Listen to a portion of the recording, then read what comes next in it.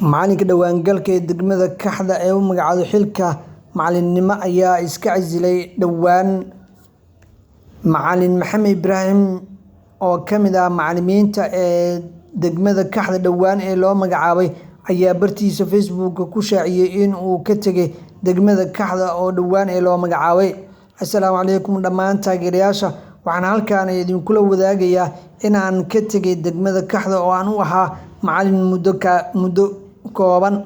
Waxaan u rajeynayaa guul iyo barwaaqo. Aniga sidoo kale waxaan idinla wadaagi doonaa saacadaha soo socda war farxad leh ina keeno oo aan u socdo mid ka mid ah degmooyinka faca weyn ee isbeddelka iyo guulaha ee markaasi gaartay. Dhawaan ayaana shaacin doonaa. Macalinkan ayaa horey waxa uu markaasi ugu mid ahaa macalimiinta ee degmada Guudley ee gobolka Banaadir ee leelinayay isagoo sanadkan kula guuleystay tartanka degmooyinka gobolka Banaadir.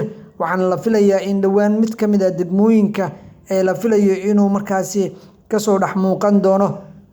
Waxaana macalinkan uu go'aansaday inuu markaasi iska casilay xilkaasi. Waxaana la filayaa dhawaan degmo weyn inuu ku biiri doono.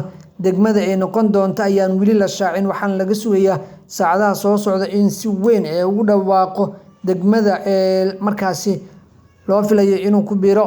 Ma kula tahay degmooyinka waaweyn ee gobolka Banaadir inuu ku biiri karo sida degmada Kaaraan, Yakshiid, Shibis, Boondheer, Cabdicaziz iyo degmooyin kale oo aad u fara badan ayaa la filayaa sanadkan inuu kasoo muuqdo.